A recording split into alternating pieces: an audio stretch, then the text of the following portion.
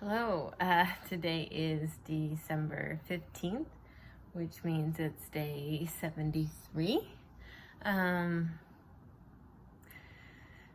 yeah, I have been thinking a lot about my recovery,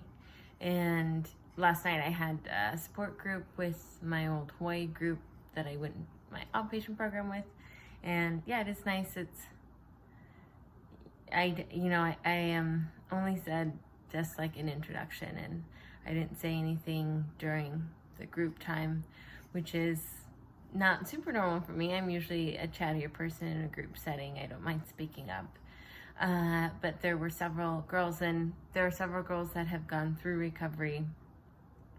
and then are in college or getting their masters and mid-20s now, and they are close to that really intense time of being an outpatient and remember the difficulties of weight gain and changing habits and being monitored and being in your teens and having your parents walk you through that process and kind of have a heavy control in your life. And that's that voice is really necessary for the younger teens in the group. And so it's interesting just to kind of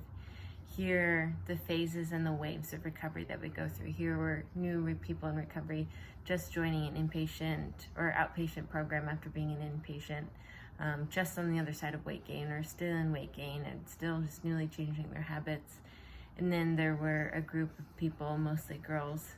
on the other side of that were just in the early years of maintenance and advocating for the recovery and finding this like new fresh life that they had. And that for me was really refreshing to see how just to be reminded how good it felt to feel like you finally got a fighting chance, and how good it feels to have a taste of yourself back and to not be consumed with your coping habit and your disorder every day and every minute and every second,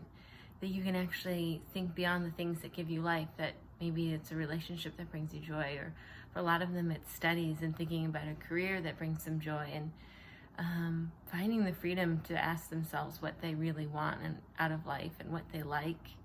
because they're not in survival mode anymore. And I do remember that, and I think in a lot of ways I'm still so in that phase, because you really are stunted when you have a disorder like this, and not just eating disorders, like other disorders are like that too. But I spent like so many years just asking myself, like, who am I and what I want to be, and when I grow up and what am I good at, and it being really hard to answer those questions, because at the same time you're just consumed with getting through your day, and figuring out how to eat, that or you're like sick because you either haven't eaten enough, or you've been in a binge purge cycle, or you're depressed, or you're on medication. And it's like, God, like, it's so hard when you have these consuming disorders and you have addictions or mental illnesses that consume such a large part of your day, that